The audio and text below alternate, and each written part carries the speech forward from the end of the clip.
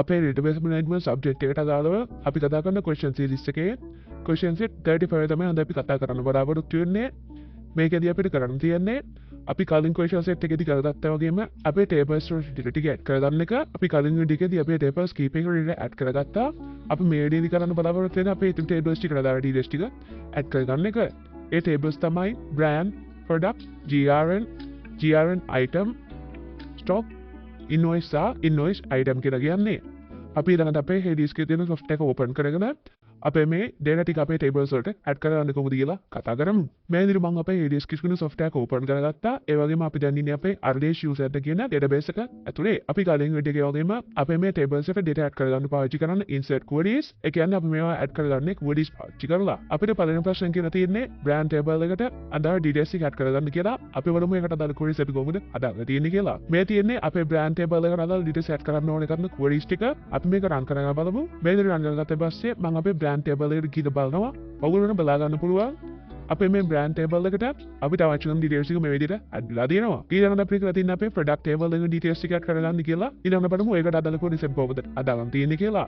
මේ තියෙන අපේ product table එකට අදාළ details add කරන්න ඕනේ queries ටික. මේකෙත් අපිට කලින් query එකේ වගේම ID එක add කරන්න අවශ්‍ය වෙන්නේ නැහැ. මොකද ඒකෙත් අපිට අනුපිළිවෙලට තමයි ID එක දීලා තියෙන්නේ. ඒ වගේම ඒක auto increment වලින් අපිට add කරගන්න හැකියාව තියෙනවා. ඒක නිසා අපි අපේ product name එක, description එක සහ brand ID එක විතරයි මෙතනින් add කරන්නේ. අපි මේක run කරගෙන බලමු. මම මේක මේ විදිහට run කරගෙන අපේ product table එකට ගිහලා බලනවා මේ details add වෙලා තියෙන්නේ කියලා. මේ විදිහට ගියාට පස්සේ ඔයගොල්ලෝ බලා ගන්න පුළුවන් අපිට අදාළ ගන්න details ටික මෙතෙන්ට add වෙලා තියෙනවා. ඊළඟට අපිට කියලා තියෙන්නේ අපේ GRN table එකට අදාළ details add කරගන්න කියලා. අපි බලමු ඊළඟට කොහොමද add කරගන්නේ කියලා. මේ තියෙන අපේ GRN table එකට අදාළ details add කරන්න ඕනේ query ටික. අපිට කලින් query ඉස්සරහගේ මේකේ GRN ID එක auto increment දීලා තියෙනවා.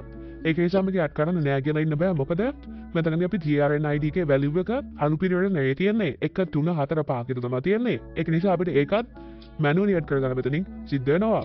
මම මේක මේ විදිහට run කරගන්නවා. මේ විදිහට run කරගත්තට පස්සේ මම අපේ GRN table එකට ගිහලා බලනවා අපේ data ටික add වෙලා තියෙනවා. ඔයගොල්ලෝ බලා ගන්න පුළුවන් අපේ data ටික මේ විදිහට පිළිවෙලට මෙතෙන්ට add වෙලා තියෙනවා. ඊළඟට අපිට කියලා තියෙන්නේ GRN item කියන table එකේ details ටික add කරගන්න කියලා.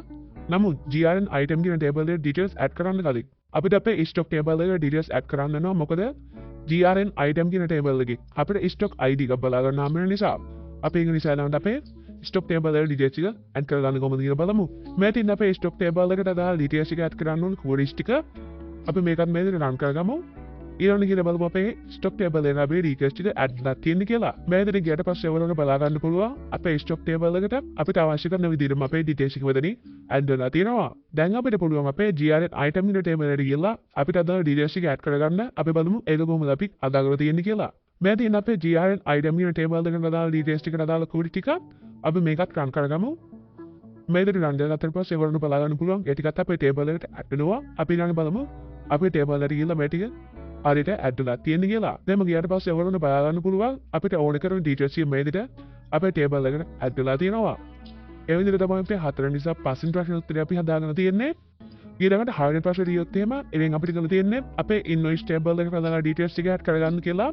අපි බලමු ඒකට අදාළ queries අපි කොහොමද අදාගෙන තියෙන්නේ කියලා. මේ තියෙන අපේ invoice table එකට details add කරගන්න අදාළ queries ටික අපි මේකත් run කරගමු. අපි ඒකත් ඒ විදිහට run කරගත්තා. ඊළඟට අපි අපේ invoice table එකට ගිහිල්ලා බලමු. මේ විදිහට ඊට පස්සේ ඔයගොල්ලෝ බලා ගන්න පුළුවන් ඒකටත් අපේ details ටික add වෙලා තියෙනවා. ඊළඟට අවසාන ප්‍රශ්නේ අපිට කියලා තියෙන්නේ අපේ invoice item කියන table එකේ details ටික add කරගන්න කියලා. අපි බලමු ඒකට අදාළ queries ටික අපි කොහොමද අදාගෙන තියෙන්නේ කියලා. මේ තියෙන අපේ invoice item කියන table එකට details add කරගන්න අදාළ queries ටික මේකදී අපිට ප්‍රශ්නේ දීලා තියෙන මෙතන අන්තිමට අපේ invoice ID එක 4 කියලා දීලා තියෙන නමුත් එක 3 කියලා වෙනස් වෙන්න ඕනේ. අපි මේක මේ විදිහට run කරගමු. මේ විදිහට run කරලා පස්සේ ඔයගොල්ලෝ බලා ගන්න පුළුවන්. ඒක අපේ table එකට add වෙනවා. ඊළඟ අපි table එකට ගිහලා බලමු ඒව add වෙලා තියෙන්නේ කියලා.